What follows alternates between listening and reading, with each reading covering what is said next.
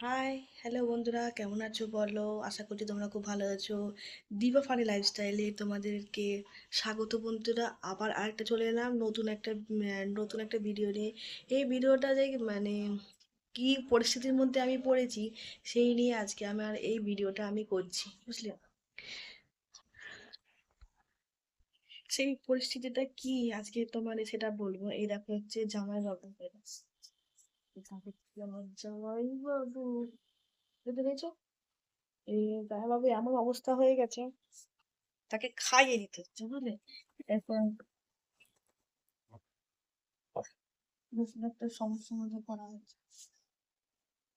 তাই না বাবা? খাইয়ে দিতে হবে।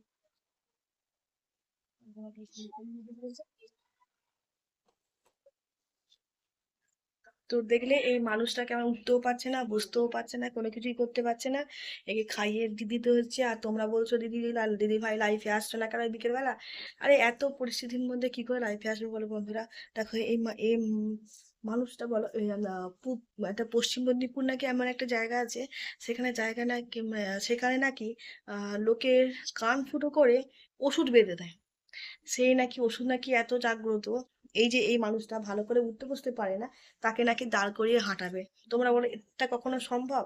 যে 15 বছর ধরে যে একটানা ওষুধ খেয়ে আসছে, তোমার 6 থেকে 7 খানা করে, তিনখানা করে, 6 খানা 7 খানা, মোট 7 খানা করে ওষুধ খেয়ে আসছে প্রতিদিন যে মানুষ, সেই মানুষটা ওষুধ না খেয়ে কি করে থাকবে বলো তো বন্ধুরা? ওই যে দেখো না, ভালো করে উঠতে পারছে না, বুঝতে পারছে না কিভাবে হয়ে যেতে পেরেছে, ভালো করে উঠতে পারছে না, বুঝতে পারছে না, বুঝতে পেরেছো কিভাবে হয়ে আছে? এই জন্য খাইয়ে দিচ্ছি, নিজের হাতে তুলে পর্যন্ত খেতে পারছে না, বলো কি পরিস্থিতির মধ্যে পড়েছি সেটা আমিই জানি, বুঝতে পেরেছো? এটাকে আমি খাবার দিয়ে এবারে গালের মধ্যে খাইয়ে দিচ্ছি, গালে খাইয়ে দিচ্ছি, তবে খেতে পারছে, বলো? বলো এসব আহ মানুষের কি ওষুধ বাঁধলে কি আর সবকিছু আর ঠিক হয়ে যায়? আচ্ছা বলতো বন্ধুরা, আচ্ছা ওষুধ বেঁধে যদি সবকিছু হয়ে যেত, লোকে কেন ডাক্তারের কাছে যেত? ডাক্তারের কাছে কেউ যেত না তো। তাহলে এইসব মানুষকে কে বোঝাবে তোমরা বলো?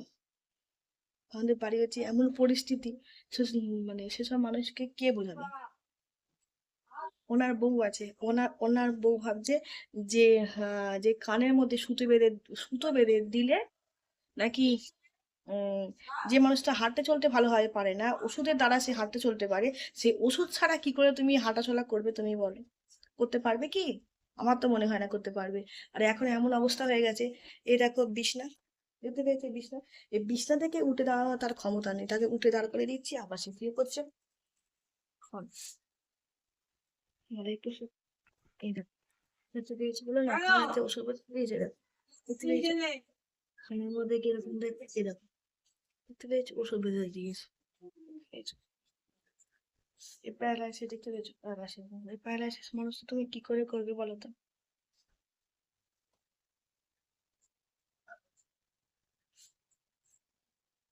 হ্যাঁ গো।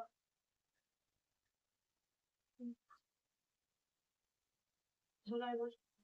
সোজা হতে পারছো না? হ্যাঁ, সোজা হতেও পারছো না? হ্যাঁ, কি করবে, ভগবান কি লেখা আছে তো ভুগতে হবে, তাই না?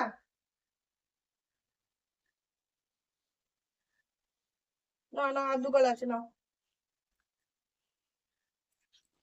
দেখতে পেলে তোমরা কিভাবে খাইয়ে দিচ্ছি? তাহলে বললাম না, আমার হচ্ছে কাজের শেষ নেই, এক হচ্ছে সংসারের কাজ, সংসারের চাপ, তারপর হচ্ছে দুটো ছেলে মেয়েদের মানুষ করা, আবার সংসারকে টানা।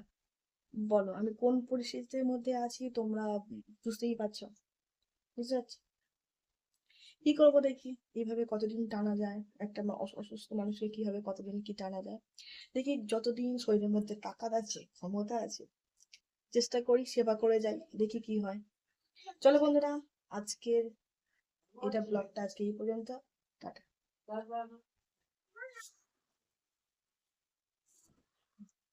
এই নাও। বলো।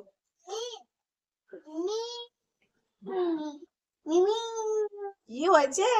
বলছি না মিমি, এত মিমি মিমি তুমি গণেশের মালাটা কবে করে দেবে মিমি?